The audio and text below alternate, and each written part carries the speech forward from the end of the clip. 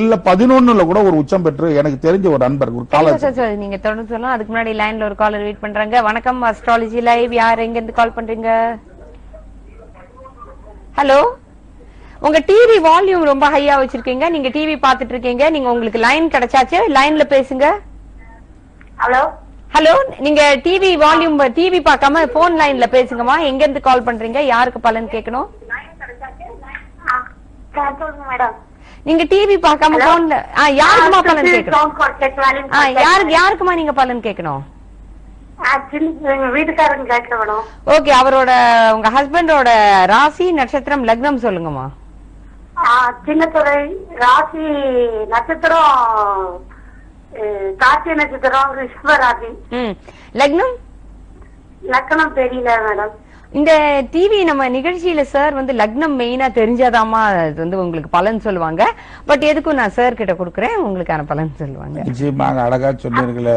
அதே போன்ற ரிஷபராசி கிருத்திகை நட்சத்திரம் சொல்லும் பொழுது லட்சம் பேர் ஒரே ராசி ஒரே நட்சத்திரத்தில் பிறந்திருக்கிறாங்க. இருந்தாலும் பாருங்கள், குரு பயிற்சி இப்ப சாதகத்தாரையில் இல்ல, அஷ்டமச்சனி நடைமுறையில் நடக்குது. இது பொதுவான கணக்கு தானே ஒழிய, இப்போ கடந்த கொஞ்சம் வாரத்துக்கு முன்னாடி ஒரு அன்பர் அழகா ஒரு மேடம் சொல்லும் பொழுது கடகலகணம் ராசி கன்னி ராசி உத்தர நட்சத்திரம் சொல்லும் பொழுது சனி புத்தி நடக்குதுன்னு உடனே நான் என்ன சொன்னேன், திருமணம் பண்ணலாமா? நிச்சயமா பண்ணக்கூடாது. 2ஆம் இடம் குடும்ப தனஸ்தானத்திற்கு பொருளாதார ஸ்தானம், 2ஆம் இடம் குடும்பத்திற்கு மைனஸான புத்தி நடக்கிறதுனால சனி புத்தி கடந்து பண்ணுங்கன்னு சொன்னேன். நீங்க வந்து ராசி நட்சத்திரம் சொல்றதுனால நிச்சயமாக நல்ல அறுதியான பலன்களை சொல்ல முடியாது. மீண்டும் அடுத்த முறை ட்ரை பண்ணி ராசி நட்சத்திரத்தை சொல்லிட்டு பலன் கேளுங்கம்மா. அழைத்திற்கு மிக்க நன்றி. அதே போன்று பாருங்களேன், இந்த கன்னியா லக்னம், இந்த கன்னியா லக்னத்திற்கு இந்த குரு 11ல் உச்சம் பெற்றிருந்தாலோ அல்லது 7ஆம் பாவத்திலேயோ இல்ல 4ஆம் இடத்துல இருந்தாலோ தாய்க்கே முதல்ல வாழ்க்கை மைனஸா இருக்கும்மா. கன்னியா லக்னத்துக்கு 4ல குரு தனிச்சமர்ந்துட்டாலே தாய் ஸ்தானத்திற்கு புதனும் நல்ல வலிமை பெற்றிருந்துட்டாலே இவர்களுக்கு ஹஸ்பண்ட் அண்ட் ஒய்ஃபோட ஒத்து போக மாட்டேன். இந்த பையனுடைய தாய் தகப்பனே மேக்சிமம் பிரிஞ்சிட வாழ்க்கை தான் இருக்கும். அப்ப தாய் மேல அலாதி பெரிய அந்த ரிஷபராசியாக போய் உட்கார்ந்துட்டான்.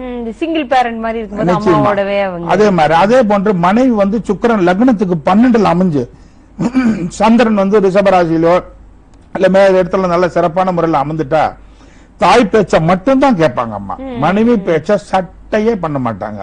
இப்படிதான் பெங்களூர்ல ஒரு பெண்மணி என்னிடத்துல ஜாதகம் பார்க்க தன் மகளை அழைத்து வருகிறார். திருமணம் ஆகி கிட்டத்தட்ட 7 ஆண்டுகள் ஆகுது.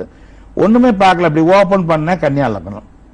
கன்னியா லக்னத்துக்கு 11ல் இந்த பாவி யாருன்னு கேட்ட இந்த குருதம்மா. களத்திர ஸ்தானாதிபதியாக வருவான், தாய் ஸ்தானாதிபதியாக ஒரு கேந்திராதிபதி. 11ல் உச்சம் பெற்றிருக்கிறது மக உன்னதமான சூழல். இந்த 11ஆம் இடத்துல அடுத்த பார்வை எங்க போகணும்னா, திருமணம் ஆயிடுச்சுன்னா அந்த சுக்கிரனை பார்க்கணும். சந்திரன் வலிமையா இருக்கா சுக்கிரன் வலிமையா இருக்கான்னு பார்த்தா அந்த பெண்ணு ஜாதகத்துல லக்னத்திலேயே சுக்கிரன் நீசதாரையில போய் மைனஸ்ல போய் உட்காந்துருச்சு. தாய் ஸ்தானம் ரொம்ப வலிமையாவும் உட்காரல அந்த இடத்துல. ஏன்னா நீசனுக்கு கீழே ஒரு பவர் மைனஸ்ல கிடையவே கிடையாது. சந்திரன் பாருங்க 12ல கூட அழகா உட்கார்ந்து இருந்தது. அப்ப கல்யாணம் ஆகி 3 மாசம் தான் வாழ்க்கை. 3 மாசத்துல அந்த பெண் ஒரு கன்சீவ் ஆகி ஒரு பெண் குழந்தை இருக்காங்க. அம்மா, உங்க கணவர் வந்து தாய் பேச்ச எல்லளவும் மீற மாட்டாரு. அது ஆரம்பத்துல இருந்து அதுதான். இப்ப நீங்க வந்துட்டு போனா சுத்தமா அவாய்ட் பண்ணா. சார் கல்யாணம் பண்ணி ஃபாரின் கூட்டு போனாரு. ஃபாரின் கூட்டிட்டு போயிட்டு 3 மாசம் தான் என்ன திருத்தி அமைச்சது. இன்ன வரலாம் எந்த கேள்வியும் கிடையாது. இப்ப தாயை கூட்டு போய் அங்க போய் உட்கார வச்சுட்டு 2 பேரும் நல்லா இருக்கிறாங்க ஐயா. போன்ல பேசுறாரு 6 மாசம் ஒருக்கா, 1 வருஷத்துக்கு ஒருக்கா போன்ல தான் பேசுறோம். பெரிய அளவுல இல்ல. என்னுடைய தாயை அட்ஜஸ்ட் பண்ணி போகணும். நான் எந்த துன்பமும் பண்ணல. அட்ஜஸ்ட் பண்ணா எங்க பண்றது? இங்க பிளானட்னுடைய பொசிஷன். அந்த தாய் எடுத்தோன்னா 2ஆம் தரம் கல்யாணம் பண்ணிக்கலாம். இவ வேணாம் 2ஆம் தரம் பண்ண. இதே தான். இந்த மாதிரி இன்னொரு ஜாதகத்தை பார்க்கிறேன். அதுக்கு ஒரு 10-15 நாளைக்கு முன்னாடி இங்க சென்னையில தான் பார்க்கிறோமா. இதே கன்னியா லக்னம் குரு 11ல் உச்சம் பெற்றிருந்தது. 2ல சுக்கிரன் ஆட்சி பலம், 12ல சிம்ம ராசியில சந்திரன் அழகா அமர்ந்தது. என்னையா உன் தாய் என்ன அடிச்சு முடிக்கிட்டியா கல்யாணம் ஆன உடனே?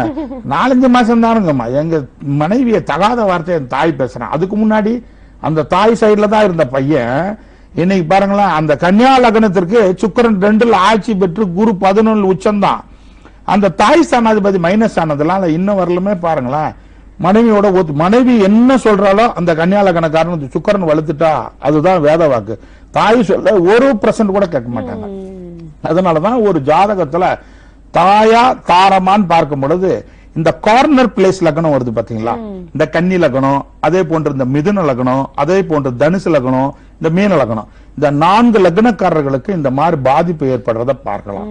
அதே போன்று ஆப்போசிட்ல ஒரு பெண்ணுடைய ஜாதகம் இந்த மாதிரி இருக்குன்னு வச்சுக்கோங்களேன். அப்ப லக்னம்னு வைங்களேன், லக்னம் கன்னியா லக்னத்துக்கு 2ல சுக்கிரன் 11ல குரு இருக்கிறான்னு வச்சுங்களேன். சந்திரன் 12ல இருந்தா தாயை சுத்தமா உங்களுக்கு பிடிக்காது அந்த பெண்ணுக்கு. மாமியார நான் சொல்ல வரல, தாய் ஸ்தானத்துல தாய் இருந்தாவே தாய், ஐயோ இந்த உலகத்துல எனக்கு மகா பாவி யாருன்னா நீதாம்மா, நீ செத்து தொலையம்மா அப்படின்னு சொல்லக்கூடிய பெண்களும் பார்க்கலாம். ஹஸ்பண்ட் வந்து பேத வாக்கு மாதிரி அந்த இடத்துல வந்து அழகா அமைஞ்சிடுவார். நிகழ்ச்சியினுடைய நம்ம இறுதி பகுதியில் இருக்கலாம்.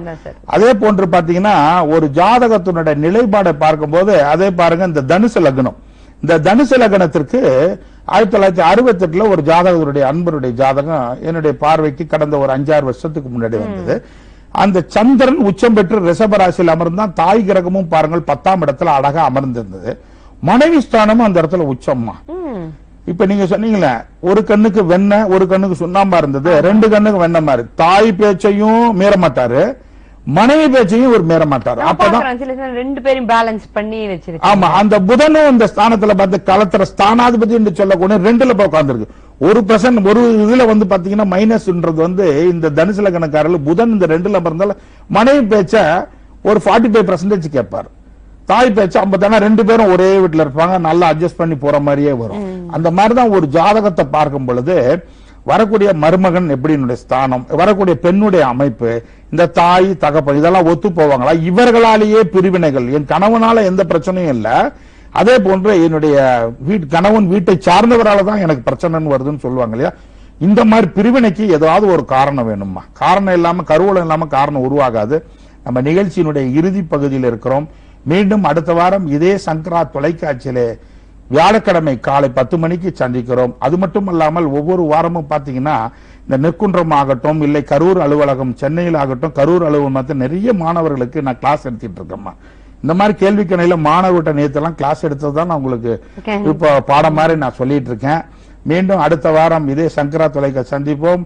என்னை சந்திக்க வேண்டும் என்றால் ஒவ்வொரு வாரம் வெள்ளிக்கிழமை, வெள்ளி சனி ஞாயிறு திங்கள் 4 தினங்கள் கரூர் அலுவலகத்தில் சந்திக்கலாம். அது மட்டும் இல்லாமல் கோயம்பேட்டுக்கு அருகாம் நெற்குன்றத்திலே என்னுடைய ஆபீஸ் இருக்குங்க, அங்க சந்திக்க வேண்டும் என்றால் ஒவ்வொரு வாரம் செவ்வாய் புதன் வியாழன் 3 தினங்கள் சந்திக்கலாம். வாய்ப்புக்கு நன்றி கூறி மீண்டும் அடுத்த வாரம் காலை சந்திப்போம்.